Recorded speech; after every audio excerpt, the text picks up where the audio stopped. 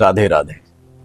कई बार ऐसा लगता है कि हमारे जीवन के रास्ते अब बंद हो गए हैं। कई बार हम लोग इतना परेशान हो जाते हैं कि लगता है अब हम लोग के जीवन में कल है ही नहीं, और हम लोग उस परेशानी में ना रास्ता ढूंढ पाते हैं और नहीं भगवान को याद कर पाते हैं, सिर्फ परेशान रहते हैं। इसी से प्रेरित आज एक कहानी है। आप जब भी परेशान हो जाइए तो ये कहानी एक बार आप जरूर सुन लीजिएगा।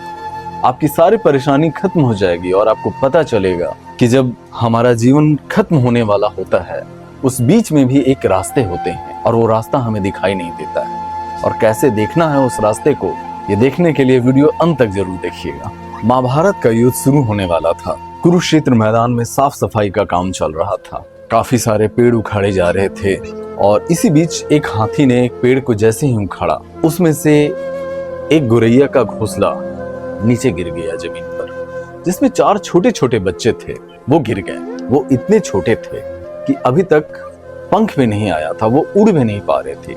ये देख गोरैया काफी परेशान हो गई थी, काफी चिंतित थी। वो इधर उधर देख रही थी किसी मदद के लिए बुलाऊं। तभी गोरैया का नजर श्री कृष्ण पे पड़ा। श्री कृष्ण और अर्जुन युद्ध की मैदान की निरीक्षण करने के लिए वहां आए हुए थे और युद्ध की रणनीति बना रहे थे। तभी गोरैया धीरे धीरे उड़ते उड़ते भगवान श्री कृष्ण के पास पहुंची और बताई कि भगवान, साफ सफाई के दौरान मेरा घोंसला नीचे गिर गया। श्री कृष्ण ने कहा गोरैया से कि देखो, मैं तुम्हारी बात सुन रहा हूँ और समझ रहा हूँ, लेकिन मैं कुछ कर नहीं सकता हूँ, क्योंकि ये सब प्राकृतिक का नियम है, ये सब प्राकृतिक का कानून है। मैं इसमें हस्तक्षेप नहीं करता, मैं तुम्हारे लिए कुछ नहीं कर सकता हूँ। गोरैया ने श्री कृष्ण से कहा कि आप ही विश्व के संचालक हो, मेरे पालनहार हो। अब मेरे और मेरे बच्चे का किस्मत और भाग्य मैं सब आपको सौंपता हूँ। अब आपकी मर्जी कि आप मार दो या जिंदा रखो। ये सुन के श्री कृष्ण ने कहा, ठीक है, तुम 3 सप्ताह का खाने और पीने का जुगाड़ कर लो। ये सब बातों से अर्जुन अनजान थे कि गोरैया और श्री कृष्ण की कुछ बात भी हो रही है। अर्जुन ने गोरैया को भगाने की कोशिश करने लगे। गोरैया अपने आप को संभाली और धीरे धीरे पंख फुलाई और उड़ के अपने घोंसले में चली गई। अगले दिन युद्ध स्टार्ट हुआ। काफी विशाल सेनाओं के साथ युद्ध का आरंभ हो चुका था। श्री कृष्ण अर्जुन के सारथी बने हुए थे। श्री कृष्ण ने अर्जुन से कहा कि अर्जुन, ये तीर और धनुष मुझे दे दो। ये बात सुनकर अर्जुन काफी परेशान हो गए और अर्जुन ने कहा कि आपने तो कसम खाया था आप इस युद्ध में हथियार नहीं उठाओगे, तो ऐसा क्या हो गया कि आपको हथियार उठाना पड़ रहा है? अगर कुछ काम है तो आप मुझे बताइए। श्री कृष्ण ने कुछ भी नहीं कहा और वो तीर और धनुष अपने हाथ में ले लिए और एक हाथी पे उन्होंने अपना निशाना लगाया। लेकिन तीर हाथी को नहीं लगा। हाथी के गले में एक बड़ा सा घंटी टंगा हुआ था। तीर उस घंटी से जा टकराया और घंटी टूट के नीचे गिर गया।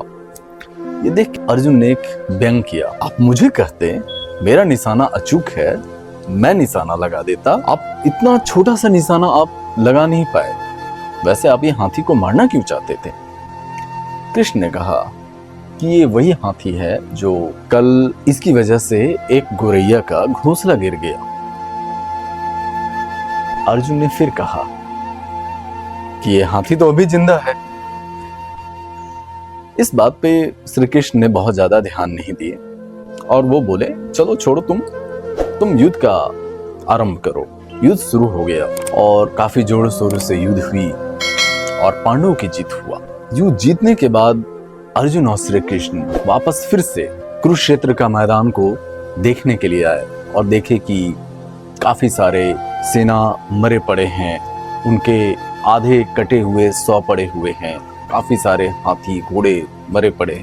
और इसी बीच कुछ दूर आगे चलने के बाद एक घंटी गिरा हुआ दिखता है और अर्जुन से कहते हैं कृष्ण कि ये घंटी उठाओ।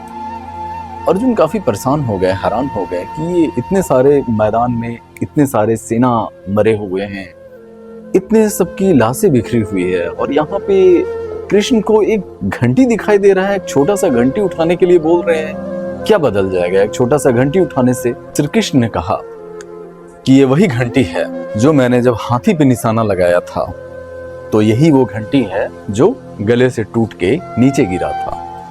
और ये सुन अर्जुन ने घंटी को उठाया और जैसे ही उठाया अंदर से 4 गोरैया के बच्चे बाहर निकले, जो कि 18 दिन बीत चुके थे। 18 दिन में वो गौरैया के बच्चे अब बड़े हो चुके थे और वो उड़ने लगे। ये देख अर्जुन को सारी बातें समझ में आ गई कि कृष्ण का निशाना हाथी नहीं था, बल्कि वो किसी को मारना नहीं चाह रहे थे, वो इस गौरैया को जीवन देना चाह रहे थे।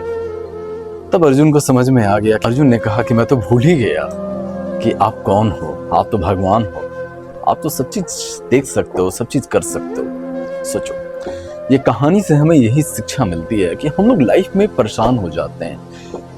कई एक बार हमारी लाइफ में ऐसा घटना घटता है कि हमें लगता है कि हमारे आगे पीछे अब कोई रास्ता नहीं है, अब कहाँ जाऊं, अब क्या करूं, अब हमारे रास्ते से बंद हो गए हैं। लेकिन उसी बीच रास्ते होते हैं।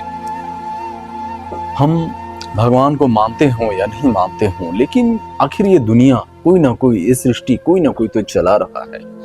एटलीस्ट हम उन्हें याद कर लें, उस वक्त हम उन्हें प्रार्थना कर लें, हम उनसे कुछ मांग लें, तो यहीं पे कोई ना कोई रास्ता तो हमारे लाइफ में निकल ही आता है और हमें रास्ता मिल ही जाता है। हम कितने भी परेशान हो जाएं, हर परेशानी में एक न एक रास्ता खुला होता है। और अगर हम सच्चे मन से याद करें भगवान को, तो वो रास्ता हमारे लिए जरूर खोल देते हैं। गौरैया के साथ भी यही हुआ। गौरैया के पास आगे कोई रास्ता नहीं था। यकीनन गौरैया के बच्चे अगले दिन कुचल दिए जाते, लेकिन गौरैया का श्रद्धा और विश्वास भगवान पे था और गौरैया ने अपने भगवान को याद किया और बदले में भगवान ने सबको नया जीवन दिया। फिर मिलते हैं एक नई कहानी के साथ, और इसी के साथ राधे राधे। और अगर आपको स्टोरी अच्छी लगी हो तो लोगों में प्लीज शेयर कर दीजिएगा, सब्सक्राइब कर दीजिएगा, लाइक कर दीजिएगा और कमेंट करके जरूर बताइएगा जय श्री राधे कृष्णा लिख के जरूर बताइए।